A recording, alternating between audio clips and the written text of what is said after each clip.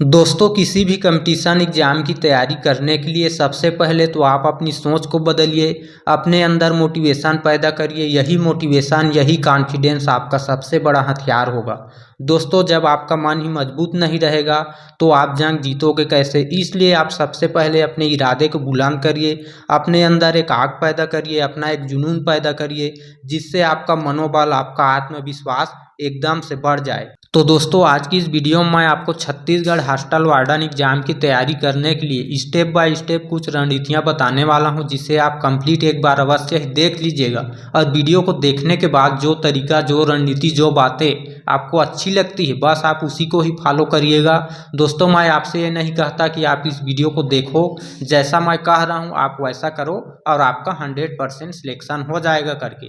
जो भी व्यक्ति आपको ऐसा कहता है कि आपका 100% सिलेक्शन हो जाएगा मेरे बताने अनुसार आप करोगे तो बिल्कुल झूठ बोलता है दोस्तों। आपको वो फेक बातें आपको बताता है।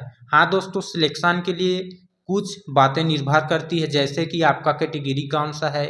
यदि आप जनरल में आते हो तो आपका आरक्षण 0 है। आपका आरक्षण कितना है यह भी मायने रखता है, कितना पोस्ट है, एग्जाम का लेवल किस टाइप का है, एग्जाम पैटर्न कैसा है, ये सभी बातें निर्भर करती है। और सबसे बड़ी बात है कि दोस्तों आप कितना पढ़े हो, आपका तैयारी कैसा है, ये सभी बातें निर्भर करता है। तो दोस्तों, आगे वीडियो में जो तरीका, जो रणनीति मैं आपको बताने वाला हूँ उस पर आपको आंख मूंद करके बिल्कुल भी विश्वास नहीं करना है। आपको वीडियो को पूरा देखना है, फिर आपको सोचना है, मंथन करना है कि इनमें से कौन सा तरीका आपके लिए बेस्ट रहेगा, आपके तैयारी में कारगर साबित हो सकता है। बस आपको उसी को फॉलो करना है। दोस्तों, मेरे रणनीति से, मेरे तरीके से आपको तैयारी नहीं करनी है, बल्कि आपको खुद का एक अपना रणनीति बनाना है। और उस रणनीति में जो तरीका मैं आपको बताऊंगा उसमें से जो तरीका, जो रणनीति आपको अच्छा लगता है उसको आपको अपने रणनीति में शामिल करना है। बस मैं आपके लिए इतना ही कर सकता हूँ। आप जो तैयारी कर रहे हो, जो आप पढ़ रहे हो, उसके लिए जो है मैं सहायता कर सकता हूँ, एक नया दिशा दे सकता हूँ आपके तैयारी करने में। मैं आपको सिलेक्शन नहीं दिला सकता 100%, कोई भी नहीं दिला सकता दोस्तों, क्योंकि सिलेक्शन आपको लेना है, आपको अपने मेहनत के दम पर लेना है, अपने पढ़ाई के दम पर लेना है। परीक्षा आपको देना है, मुझे नहीं देना है। मैं कुछ भी अनाप शनाप कह दूंगा तो उससे कुछ होने वाला नहीं है।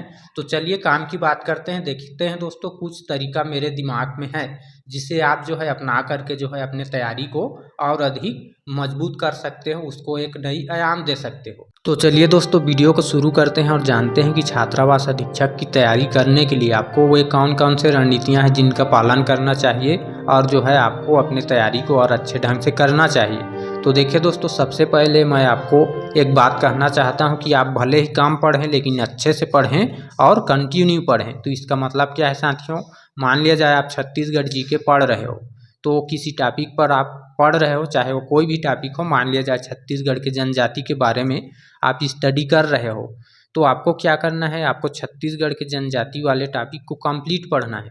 आपसे भले ही कोई टॉपिक का ज्ञान छूट जाए, लेकिन आप जिस टॉपिक पर जाते हो, जिस टॉपिक को पढ़ते हो, तो इस टॉपिक का आप पूरा ज्ञान रखिए।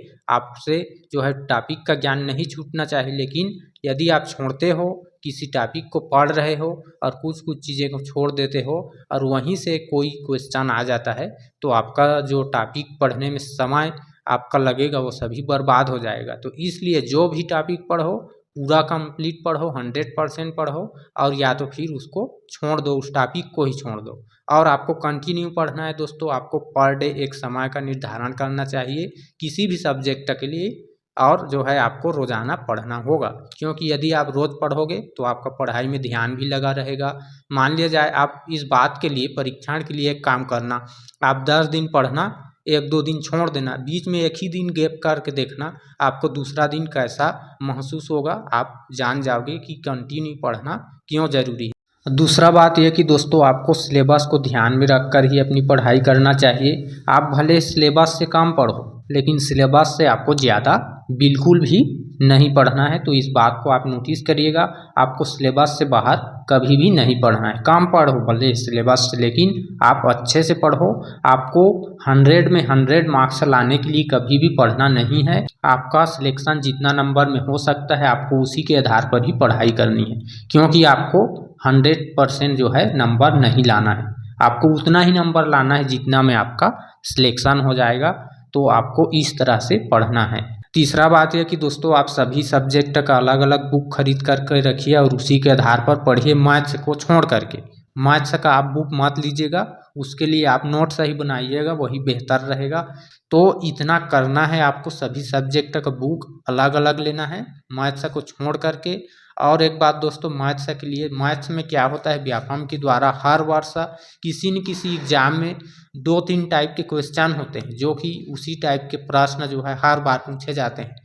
तो उस प्रश्न को आपको ओल्ड क्वेश्चन पेपर से पता लगाना है और आपको उस टाइप के क्वेश्चन को बिल्कुल भी नहीं छोड़ना है, जो कि उस टाइप के प्रश्न एग्जाम में अक्सर पूछे ही जाते हैं अनिवार्य रूप से।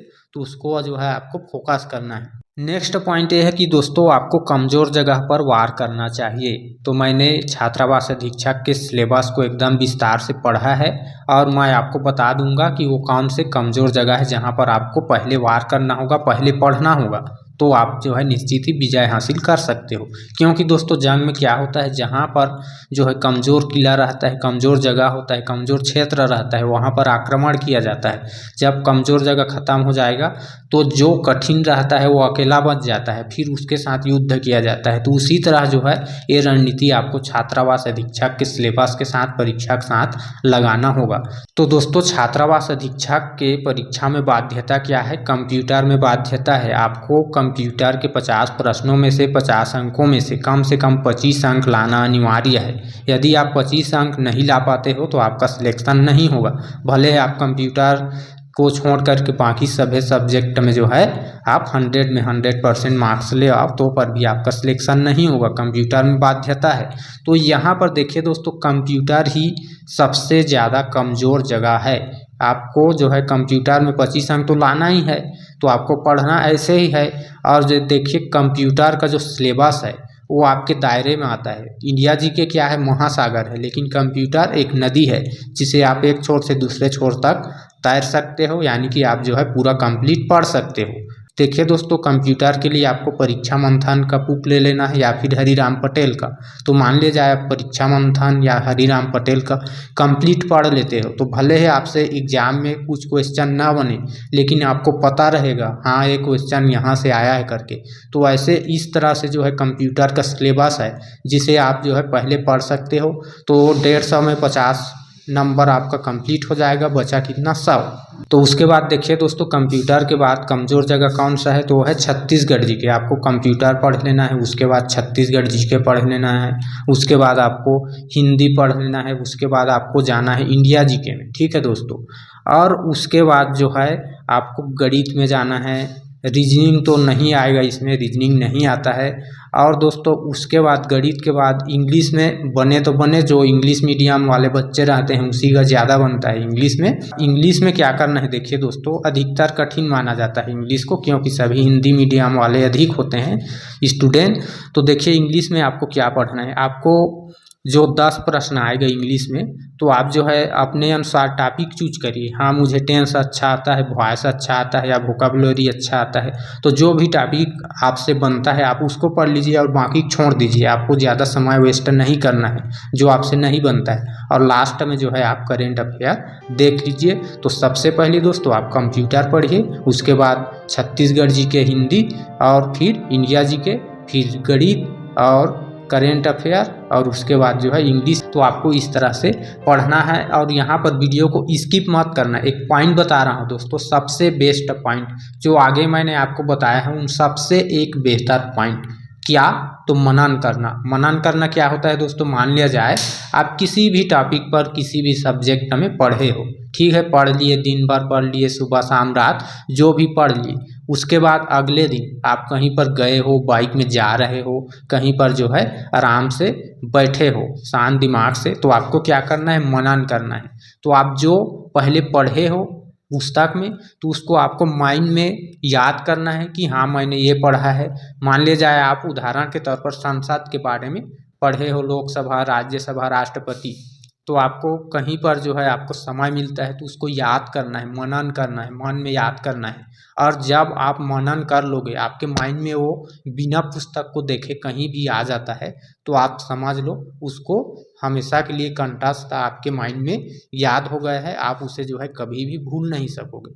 तो दोस्तों ये थी कुछ रणनीति जो कि मैंने अपने दिमाग से अपने अनुभव के साथ बनाया है और आपको इस वीडियो के माध्यम से शेयर किया है। लेकिन दोस्तों आपको अपनी तैयारी करने के लिए आपको खुद का रणनीति बनाना होगा और अपने खुद के रणनीति के साथ इन वीडियो में बताए गए कुछ रणनीति को आप जो है अपने नीति में शामिल कर सकते हैं। हो सकता है आपको पूरा रणनीति पसंद आ गया होगा तो आप सबको शामिल कर सकते हैं।